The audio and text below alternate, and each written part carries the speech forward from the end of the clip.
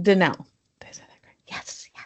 I got it right. Okay, so first of all, Danelle, let's go ahead and start. I would love for you to introduce yourself to our audience.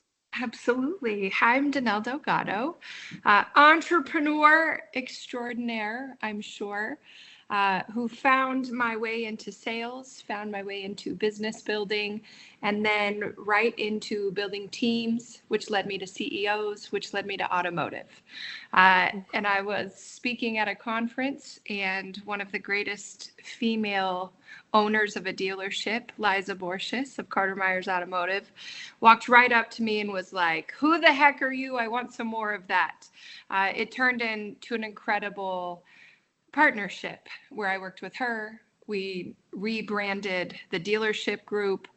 I started training the GMs and GSMs, moved to training the entire employee set, which led to me building a company that would help dealerships and companies all around the world after what I learned bringing those teams together. So got to scale in automotive, and it was a place I found home and never wanted to leave. Amazing. I love hearing all the stories about how people just accidentally find their way in. Right? Um, yeah. No it's one ever sets out for automotive. It just That's doesn't happen. true. It's like wasn't the starting dream for sure. I didn't even know of the industry. It was like one I avoided because I knew nothing about it. Right, exactly. Okay, so speaking about the industry, I would love to hear your take on um in an industry as competitive as automotive, what separates the people who are truly winning from those who are just staying busy? Oh, what a great question. I really think that they do a couple of things. Those who win are usually the ones who invest in themselves at a very high level. They invest inside and outside the industry to grow themselves personally and professionally in their skill set. If you're training and you're focused on winning, well, you don't know how to lose. You always have resources, solutions. And I think most people who don't win failed to do that. And so they find themselves just discussing problems, which leads to complaining, which Mm. leads to loathing. And that's usually where you find those people who get kicked out of any industry, right? So I think number one is investment and learning from the greatest minds in the world. That's like a hunger, equipping their skill set. But I also think it's the people who focus on healthy daily habits.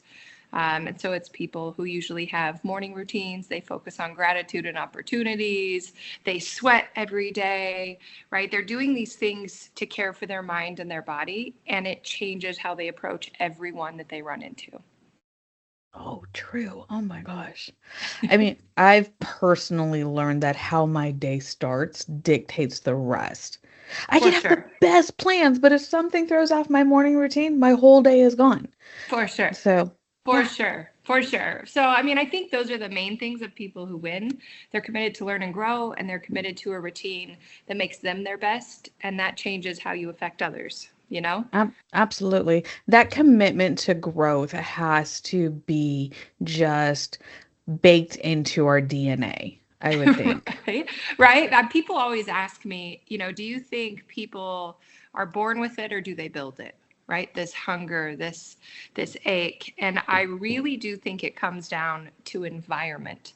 Right? I think some people for sure they're born with it. They got a little extra on the way in, and they tend to seek it out more. But I do think if you take someone who's capable and you put them in an environment where everyone's winning, they will rise to the top. If you put them in an Mhm. environment where they're surrounded by negativity or losing or people doubting them, you're right, they'll lose. So I Mhm. do think it's possible to change the DNA, but I do think environment is everything. If you ask anyone in the automotive world who's really winning, the first Mhm. thing they'll tell you about is their mentor, who poured into Mm. them, who started. I was lucky enough to work with this guy, or I was lucky Mhm. enough to be with this girl.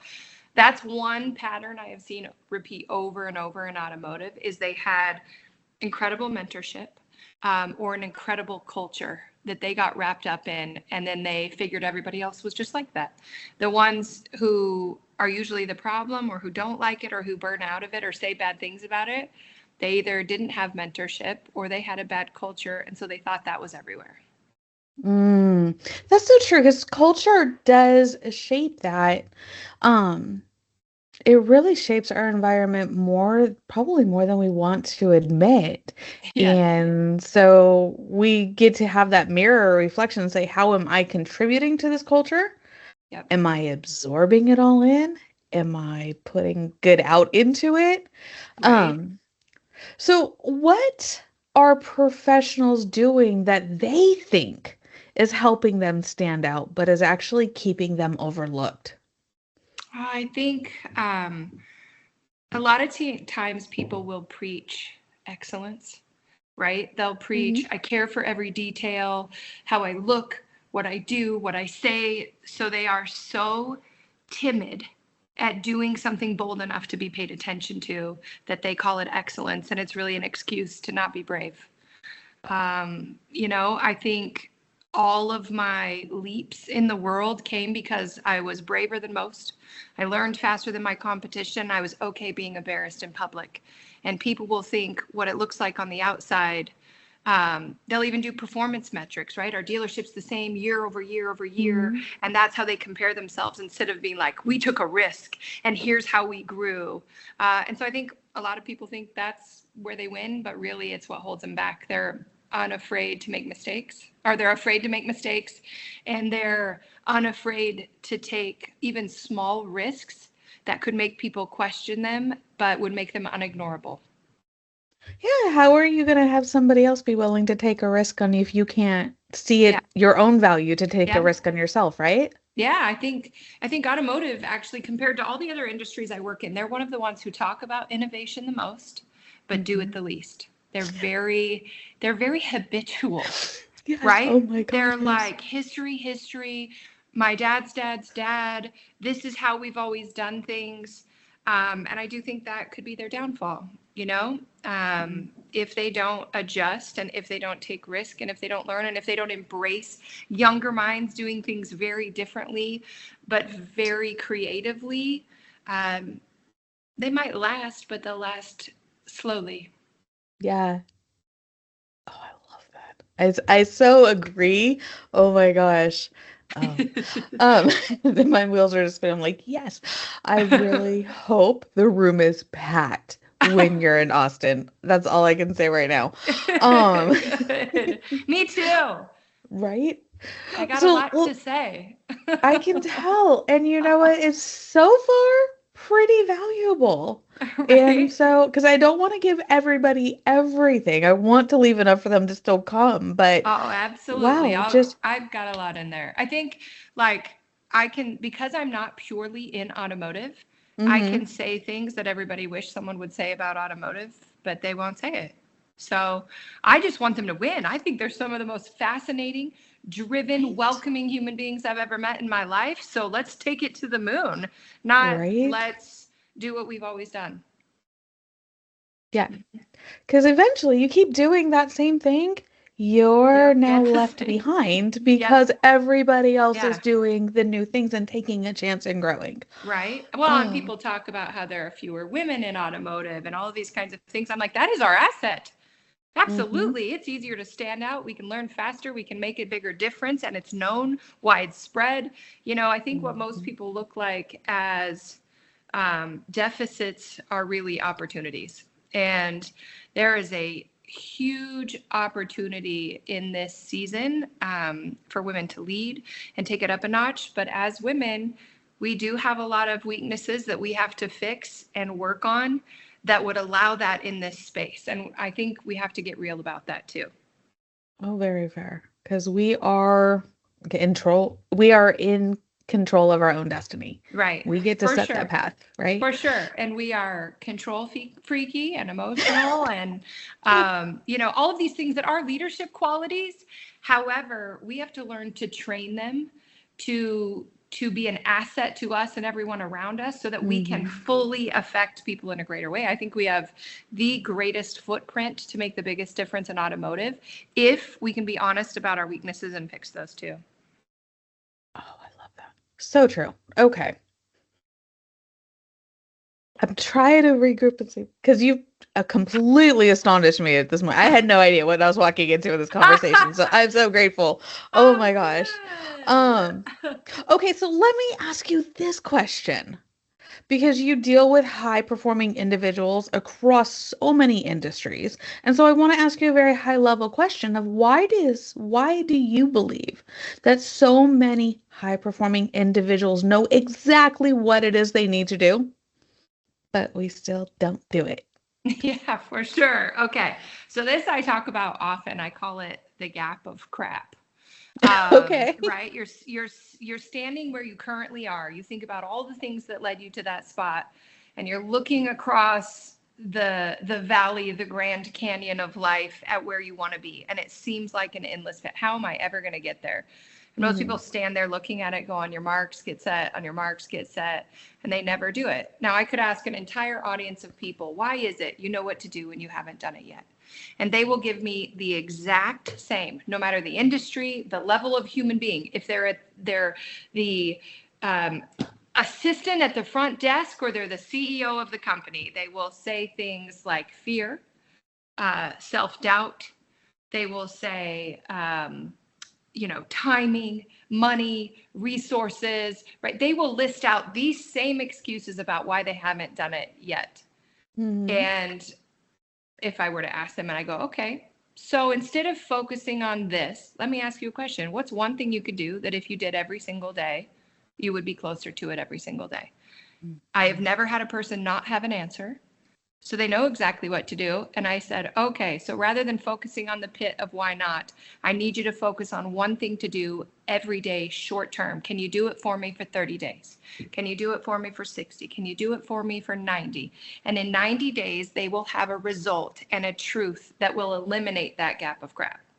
Like they won't be able to be like, I don't know how, I don't have time, Hmm. because they did it every single day for 90 days. It brought a result they loved, and they'll fall in love with the leap instead of the lie. And so that's what I say. I think it's just people focusing on the wrong mountain, the wrong valley, the wrong hill, the wrong bump.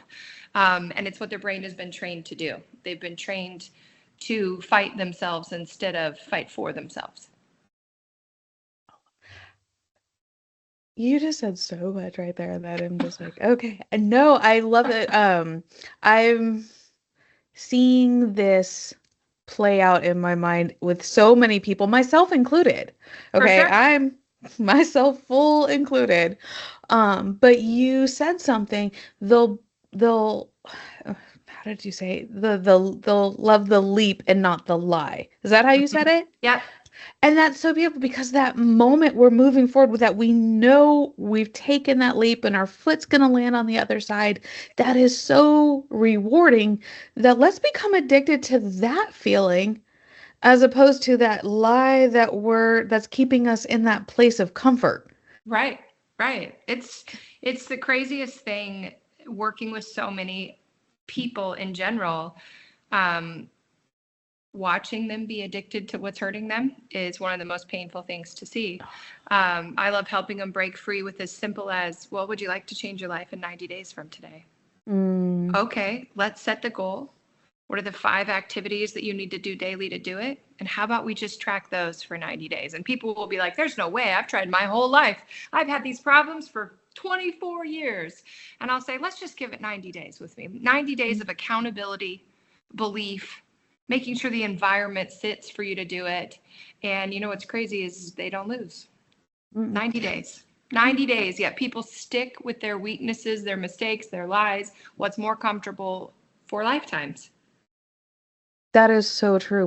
We do, don't we? Mm-hmm. And I love that you're not telling him you need to make all of these big, huge, major changes. Let's start with the small. Let's change a couple habits, That's right. build that new habit, rewire your brain, rebuild your structure, your day, your whatever, and let that compound because now you're going to feel great about yourself. You're like, "Hey, I did this. That's Let's right. do another thing. Let's keep That's and right. that snowball effect of Right. just getting that momentum going, but you're right. You got to start somewhere. Yeah. I think once you get used to, I think people are very like, we're salespeople, right? Everyone in this industry, we are salespeople. But the person that we sell the most incorrectly is ourselves. And we are good at lying to ourselves. We're good at explaining our selves. We're good at negotiating with ourselves.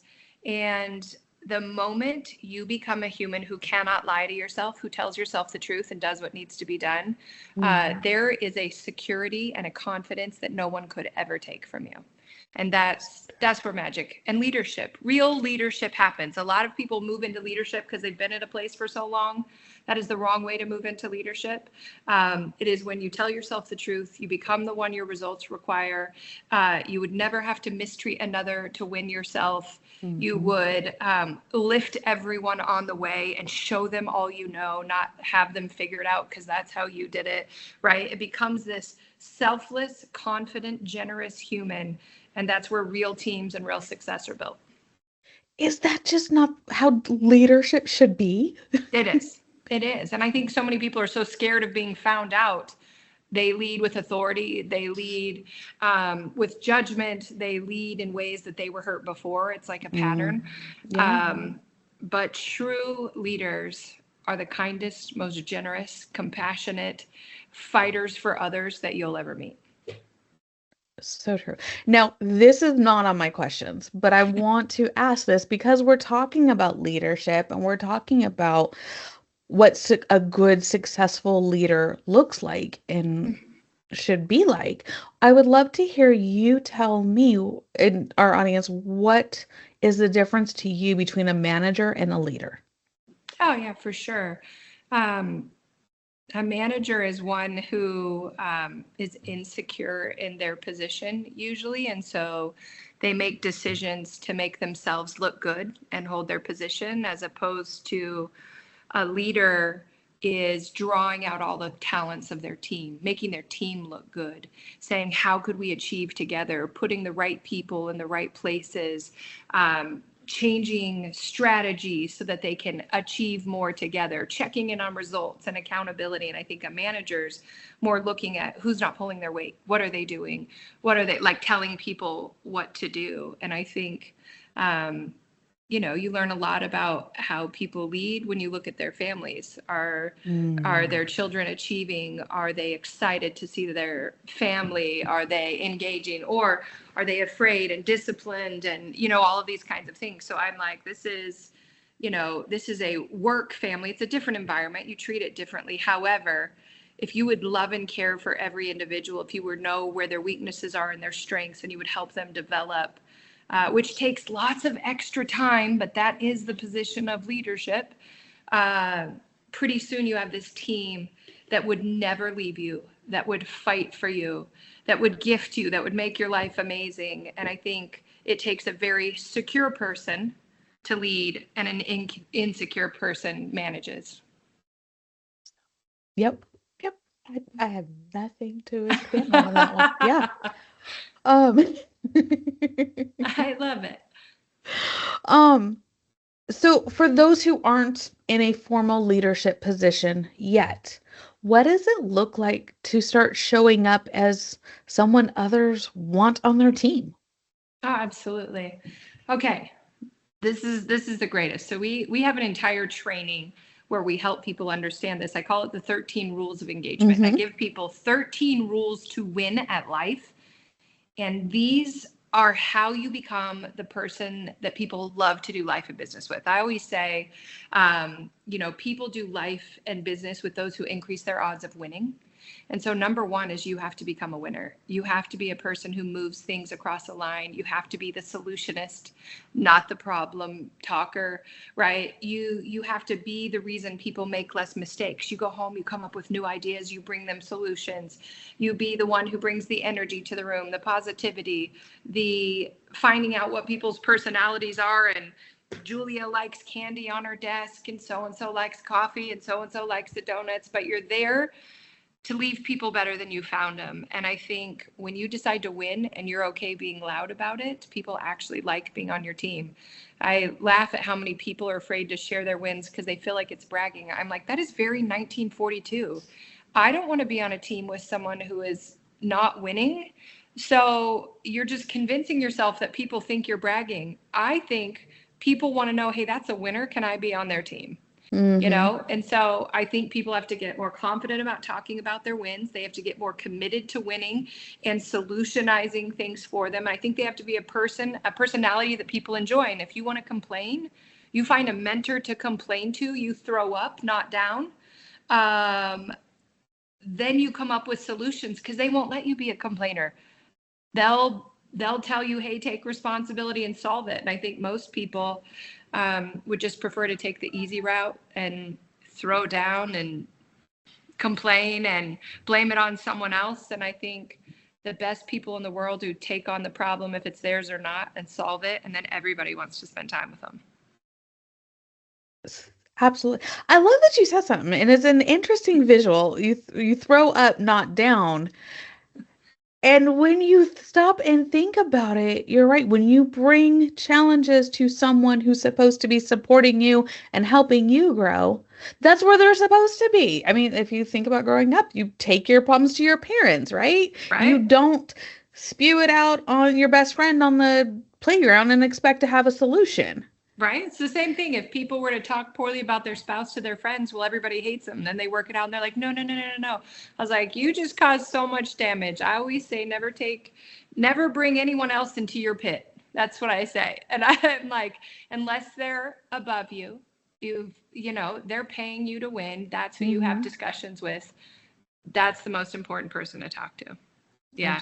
I Absolutely. think if you complain to weak people, you're going to get empathy, sympathy, crying, and more problems and discussion, and you'll create more mud, more muck. If you Yeah, that's what you're complain gonna to feed. you complain to a successful person, they'll bring you solutions, and they'll change the behavior. So I think it's extremely careful on both sides of who you Hmm. throw up on. Right. It's like making like, okay, I want to get healthy. I want to change my diet. Am I going to continue to go to McDonald's every day? Correct. Or am I going to go make some healthy choices and That's maybe right. even go somewhere else? Yeah. So it's like I'm getting Yes. that type of examples. Like you're going to get what you're going after. What Yeah. direction are you going for? Or do you Yes. want to stay down in that mud or do you want to actually grow? Right. And Yep. go where the solution for that is. So I love that you brought up your 13 rules of engagement. I have it on my list of questions. I'm jumping around so much, Awesome. but this is wonderful. Wow. So from your 13 rules of engagement, Mhm. is there one rule people tend to resist, but Mm. it's the one that seems to change everything when it's truly applied? Yes. Um, yeah. Okay, let me think about this one for a second, because this is important. I would say, um, mm, I do think that it is.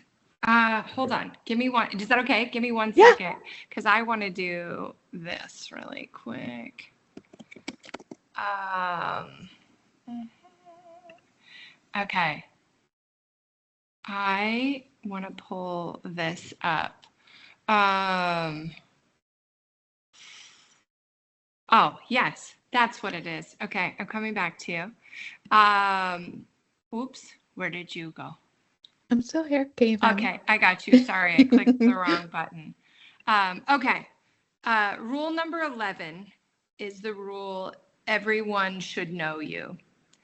Um, and this is the truth. Everyone should know you. And so I really push people to be at the microphone more often, be in rooms and be the leader, be a person of influence. I talk to them about going to meet their neighbors, meeting all the local people, creating meetup places, no matter what position they are in the dealership, in the office, in the insurance agency. I think so many times they just let the owner of the company or the manager speak up and those kinds of things. I think communication and being good at speaking in public is the number one way that everyone knows you. They can't do business with you if they don't know you. But I mean, really know you. And the greatest way for you to know yourself so others can is to speak at the mic. That means being on social media. Like nobody loves that. It's not comfortable. It's not great to have people judge you all day long because everyone can share their opinions. However, um, I've built a Rolodex with some of the greatest people in the world because I showed up consistently on social media, at events. I took speaking engagements when I wanted to throw up and was nervous. But everyone should know you, and you will never have a shortage of solutions, a shortage of money, a shortage of opportunity, and a shortage of progress. And I think when you take away pain from people, they win Mm-hmm. in life. They Mm-hmm. rise through everything. And I think when everybody knows you and you make that your job, you're never going to lose. Yeah. That's the quickest way to find joy in life is you have solutions, opportunity, people. You are never stuck in your life if you have enough people. So true. And you said something that moment, like you're getting ready to speak and you want to throw up. That is a real moment Very that real. you have to fight through. And I think some people genuinely think, well, if it doesn't come natural, I'm not going to try. Right. Oh, well, that's not natural to anyone, I don't think. I mean, they either did it when they were little or whatever. People think that now I speak for a living. If you meet people that knew me from high school, they're like, "What? I don't think you said 4 words in high school." I was like, "I didn't. I didn't even make eye contact with people." But the crazy thing is now doing it for a profession, I still get nervous. It's a different kind of nervous, but I still um, beat myself up when I mess up. I still, it's not always perfect. I still, um, I'm really hard on myself about preparation and making sure that I leave people better than I found them and focusing and staying late and answering every question, smiling for every picture. Like it is a workout. I mean, don't feel bad for me. I'm not complaining. I'm just saying it is still difficult and taxing on my emotions and my nerves. Hmm. And it's the number one thing I must do to help the world. And I think everyone needs to, So true. Yeah. I you know? personally have to fight that voice to cancel and Yep. not show up Oh, for sure. every single time. For sure. Even to events, like everyone who's coming to this event is brave beyond measure. It is hard. I'm going to a new mastermind that I joined for myself next week. And I literally, my daughter was like, "Mom, I think I might need you next week." And I was like, "Okay." And I'm like, "No, I have to go do this because it's hard to go sit in a Mhm. room of people you don't know and everybody talk about themselves and it's awkward. But if you can put yourself in awkward situations and do it anyway, there's somebody there who needs you. There's somebody there who you can help, and there's somebody who's there to help you. And it's the Mhm. greatest gift in the world. We just have to get over ourselves and go, well, everybody's awkward, everybody feels weird, and everybody just wants to be better. So let's do this together. Absolutely. Absolutely. And I think that's actually the perfect segue into this question I have for you. Because if someone is listening, realizes or reading, realizes they've been playing smaller than what they're capable of, what do you say to them? I have them do one thing. Um, because I could sit there and talk to them about their emotions or whatever, and they would try and convince me forever. And I would say, hey, I would make a list really quick.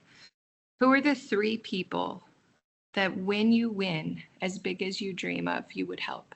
I have them write their names down, and then I say, okay, right next to their names, I want you to write down what you would do for them.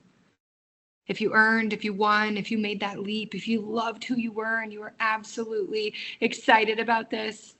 And then I say, now imagine walking up to your kid or your spouse and going to them and saying, hey, I had an opportunity today, but you weren't worth it and I didn't do it. I said, you couldn't do that. You couldn't look your kid in the eye and say, you weren't enough for me to be brave today. You weren't enough for me to work so that I could free you or pay your mortgage off.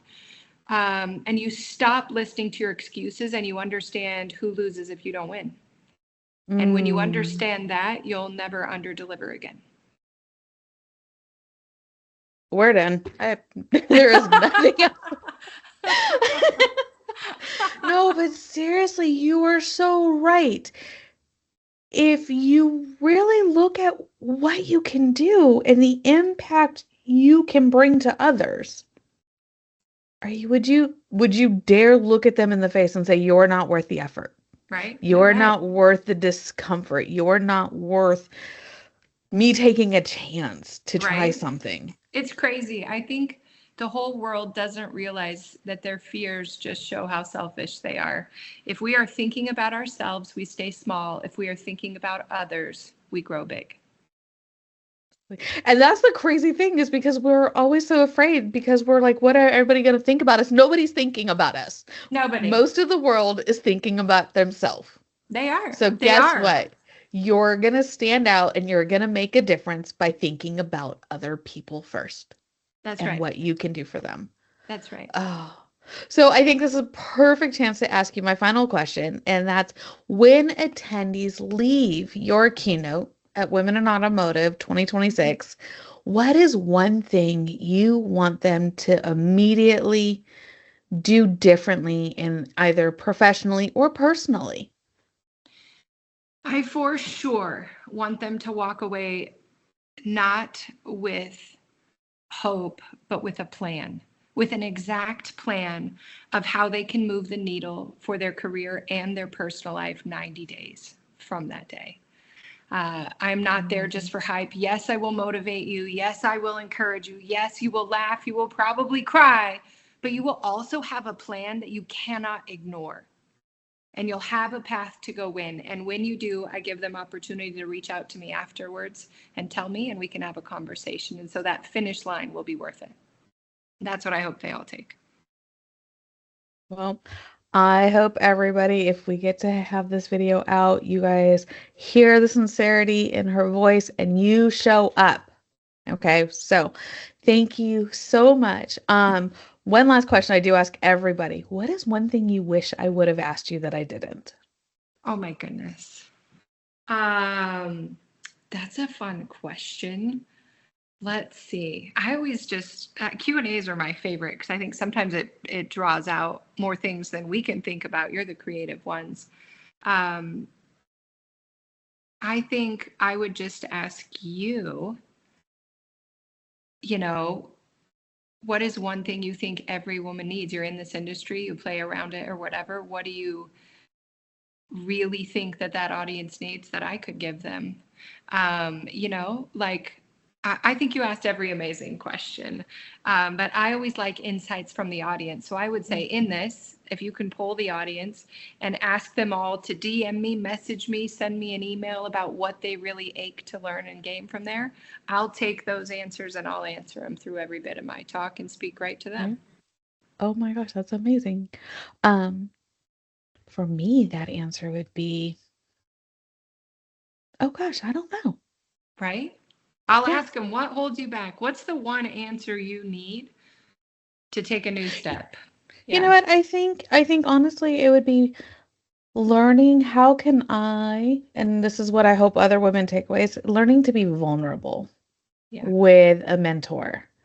Um, Oh, good. and I Yeah. say that because I've been mentoring and coaching for years, but I hadn't had a mentor in a decade. And so this is the first season I've stepped back and Huh. just allowed myself to search for some of those answers and go to him, have a mentor. And I've seen like tremendous growth. And it's Oh, yeah. because I was willing to be vulnerable and share my challenges instead of being the one with all the answers and to Right. help pull that out of somebody else. So, yeah. Absolutely. Absolutely. I hope everyone's like you as well. There will never be a year I don't have personal mentorship from someone higher. And I have to go searching and hunt and find, people in different industries and moments, but never Mm, will I go without someone who could be a second backbone for me and a second mm, brain. hmm. Yeah. Yeah, I'm Yeah. Yeah. Yeah. it's truly invaluable. Yeah. Amazing. Well, let's make it great for everyone. I sincerely hope they cancel anything they could have had if they are a woman in automotive and they land with us in Austin in July.